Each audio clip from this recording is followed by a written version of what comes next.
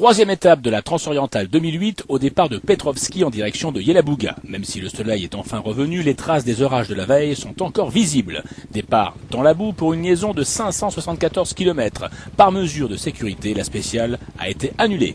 Oui, on est parti de Petrovski ce matin pour arriver ici dans ce site assez merveilleux de Yelabuga, mais sans faire la spéciale puisqu'elle a été annulée à cause des orages qu'on a eu d'une part hier soir au bivouac et qui ont été tout le long de la Volga et donc qui couvraient la spéciale d'aujourd'hui. Et on avait aussi deux digues très fragiles, qui ont été à nouveau fragilisées par les orages qu'il y a eu, mais des orages complètement énormes, et ça fait que la sécurité n'était pas réunie pour faire la spéciale, donc on a préféré faire une liaison complète. Cette journée ne change donc en rien le classement général, égalité parfaite au nombre de victoires scratch, mais avantage de 6 secondes pour la KTM de Katrinak, numéro 2 au classement moto.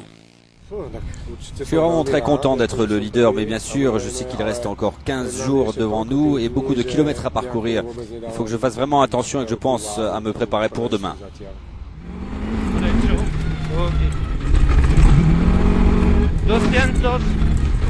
En auto, l'Espagnol Monterde et l'Allemand Kahl ne se quittent pas d'une seconde. Enfin, presque, puisqu'après 2 étapes, le pilote de Jean-Louis Chesser dispose de 13 secondes d'avance. L'idée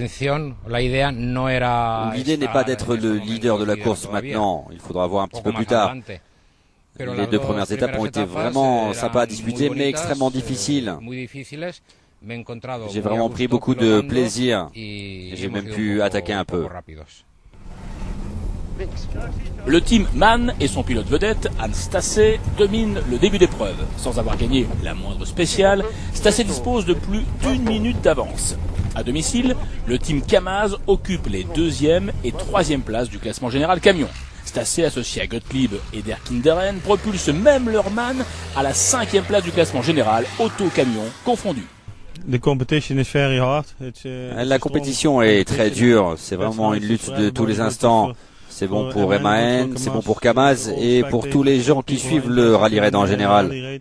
On essaye de faire de notre mieux, je suis en tête, mais l'avance n'est pas suffisante pour l'instant, c'est un petit écart. Beaucoup de choses peuvent encore changer en une seule étape. C'est toujours mieux d'être devant que d'être derrière.